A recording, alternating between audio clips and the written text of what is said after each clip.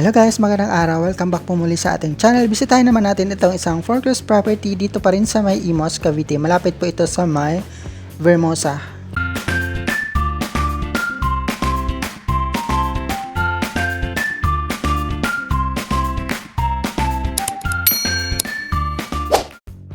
Ang susunod na property na ating pupuntahin ay located dito sa may Summer Point Residences, dito lang sa may Pasong Buhaya, Imus, Cavite. Dito naman may mga na-vlog na din naman ako ng mga properties dito. Previously, check nyo lang sa ating listing ng ating mga videos. Ito ay bago naman siya labas ngayon. So, under po ito sa first public auction. Ang kagandahan dito sa unit, napakalaki ng lote niya. Nasa mga 80 square meter.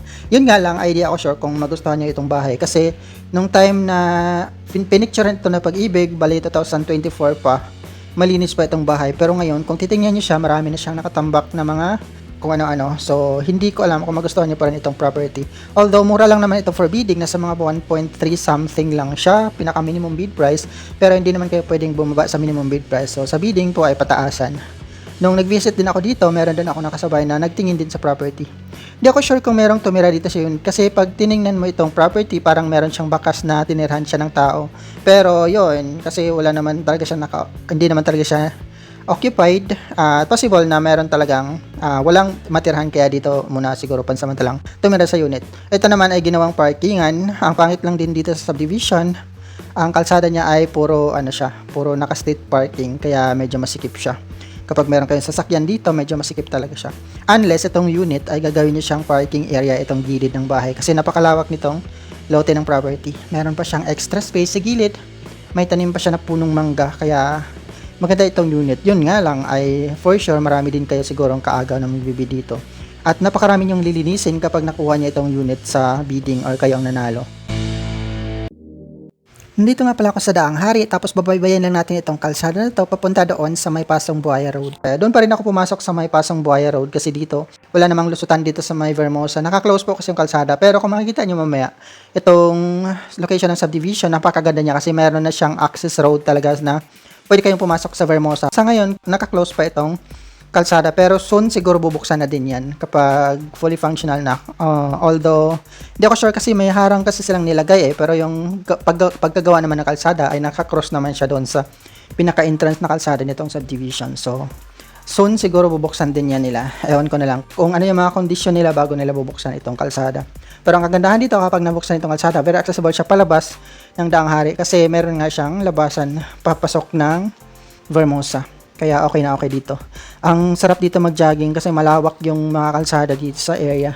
Ang kagandahan sa Vermosa kasi parang next BGC siya. Kaya soon magiging improve din itong area. Maganda din itong location kasi hindi binabaha dito sa area na to. Kaya okay na okay din talaga kumuha ng properties dito. Yun nga lang, dito nga sa subdivision ay medyo crowded nga siya. At hindi naman ito pang sosyalan na subdivision. Usually yung mga unit dito ay bungalow type na or parang single attached yung mga design ng mga bahay. At wala siyang second floor. Kayo yung magpapagawa kapag gusto nyong ipapa-extend itong bahay pataas. Pero yung current na structure nitong property, ano lang siya, bungalow type lang siya.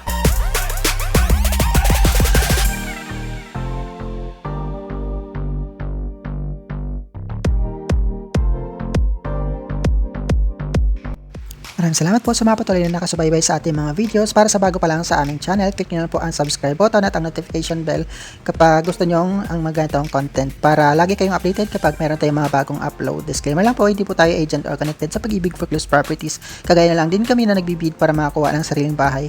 Medyo matagal tayo nakapag-upload kasi hindi nagpo-post ng mga updated properties sa Pag-ibig lately. So previously or nung mga nakaraang linggo, wala po silang bidding. Ngayon sila ulit nag-resume ngayong week na to and going forward. Tapos ngayon, meron ng super sale sa Pag-ibig. So, kahit nasa first public auction, may mga properties doon na merong 5% discount. So, check na lang yung details ng super sale. Meron siya sa website. Pwede nyo puntahan lang yung website ni Pag-ibig and explore nyo lang yung details doon related sa super sale. Meron naman silang mga written articles doon. Basahin nyo lang siya. Kasi ngayon, mas maganda mag-bid ngayon kasi mas mataas yung discount. Lalo na kapag meron kayong pang cash kasi up to 35 to 40% yung to 45% yung nila yung discount sa negotiated. Ayan, kaya check nyo na lang, naka-indicate din naman sa property na naka-post kung ilang percentage yung pwede nyong ma-avail sa unit kung sakaling kayong manalo. Ayan, diretso lang tayo, sundan nyo lang ang ating biyahe.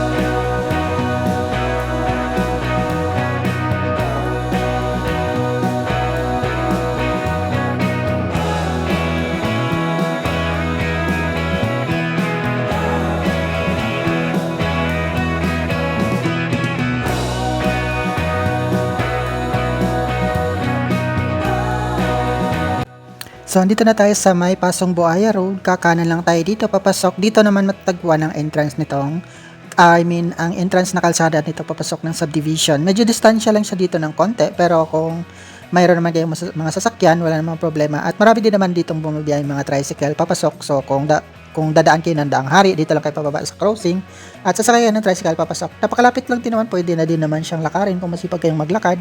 Pero yun nga, marami nga siyang masakyan dito. Kung hindi nyo napanood ang ating mga previous vlogs sa Vallejo Place, malapit ang Vallejo Place dito. So ito din yung access road ng Vallejo Place sa may phase 3 at saka phase 4. Dito din kayo dumadaan, or dito din ako dumaan ng mga previous vlog ko sa Vallejo Place. At itong Summer Point nga ay malapit dito sa Vallejo Place Phase 3. So, itong pinaka-entrance na kalsada ay unahan lang siya ng konti sa may Phase 3 ng Vallejo Place. Ayan. So, ito yung kalsada na to ay medyo matraffic, lalo na kapag rush hour. Kasi marami din naman dumadaan dito papasok. At may school din dito na madadaanan along the way. Sa tapat siya malapit sa Phase 4 ng Vallejo Place. Pero, bago pa itong school ay makakapasok na tayo dito sa Summer Point. Ayan, ang pinaka-entrance na kalsada niya ay dito lang din pakanan mula dito. So, yan, diretso lang tayo.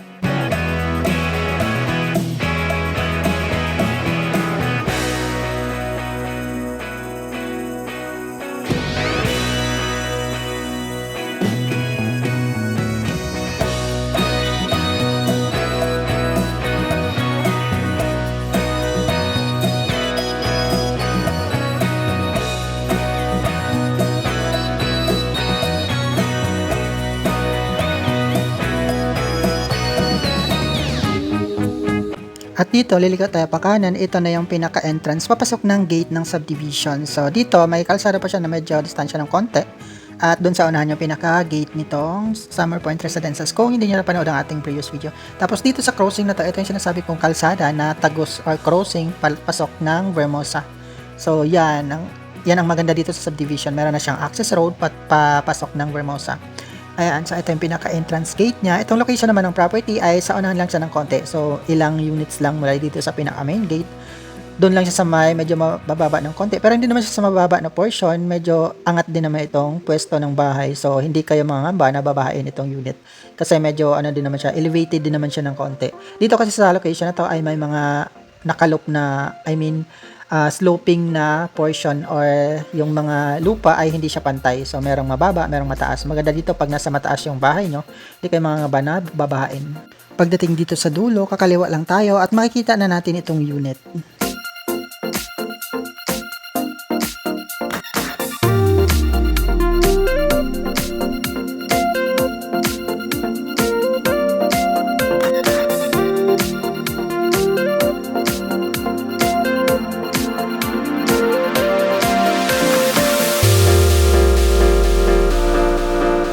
Andito na tayo sa pinaka-property. Ito lang siya at makikita nyo naman may mga ibang taong tumitingin din dito sa unit. So, possible marami din kayo talagang makasabay dito bibid.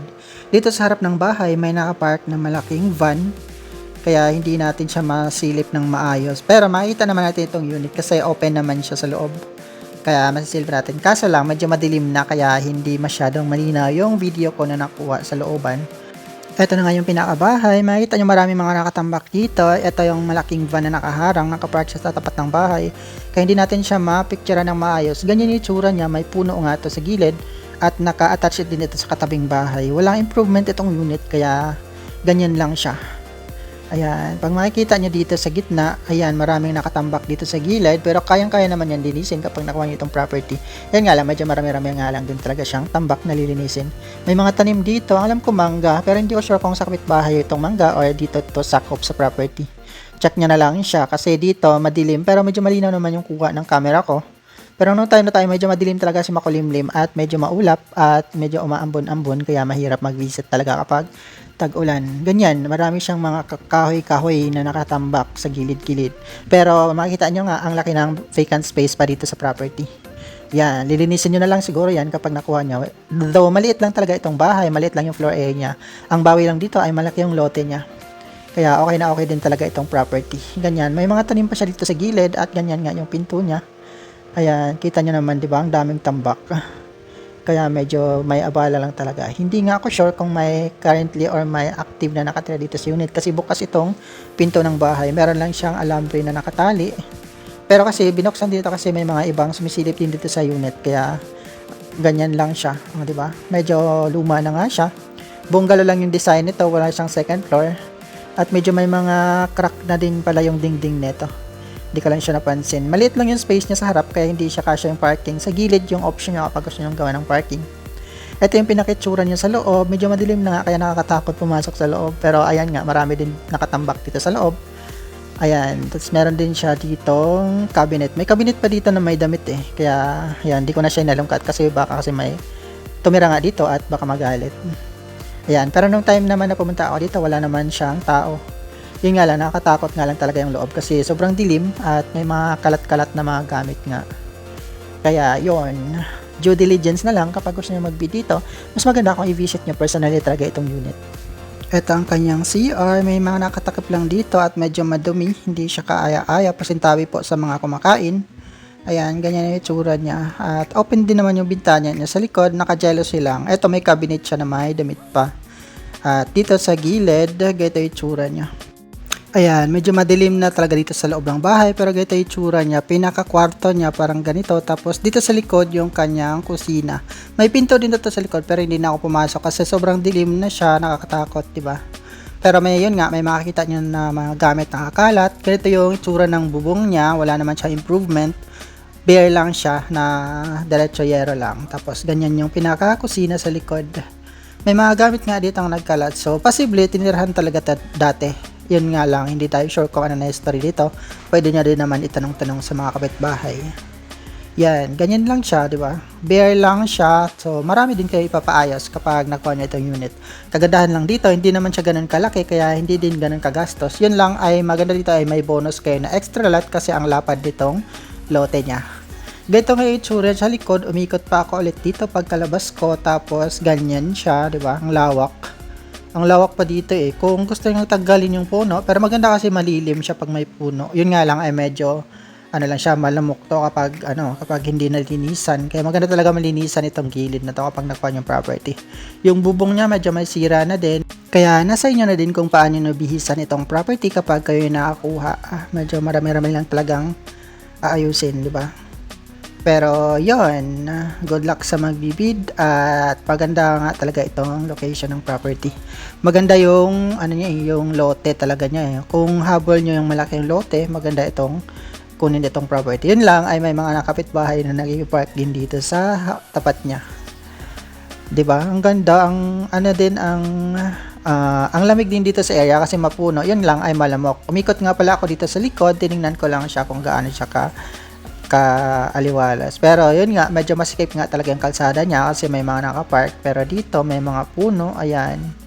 O, diba? May saging pa na bagong tubo at may niyog pinyata.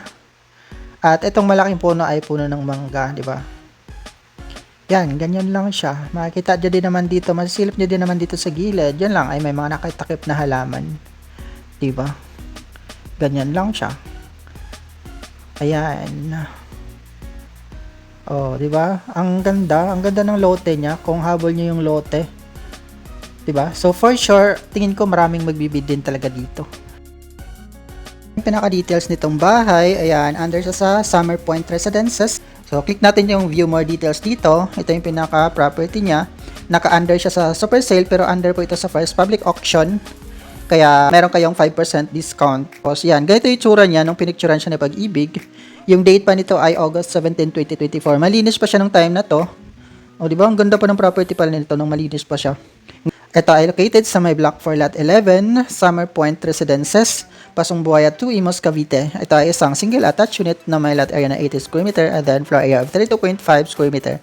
Ang kanyang remarks ay unoccupied, under title consolidation, inspection date niya August 17, 2024. Ang appraisal niya July 6, 2024. So, ito yung pinaka-trans na or batch number niya, property number, and then ito yung duration, September 1 to 5, and then ang opening niya, September 8. Ang required na monthly gross income ay nasa mga 23,000. Ayan. So, under siya sa NCR Housing Hub. Yun lang. Dito na pala ako umikot palabas ng gate at napakalapit lang nito sa pinaka main gate kaya okay na okay din talaga ang location nitong property. Yan lang, dito ko na lang tapos nitong video. Maraming salamat sa panonood. Hanggang next time po muli, ingat tayo palagi and God bless. Good luck sa bidding!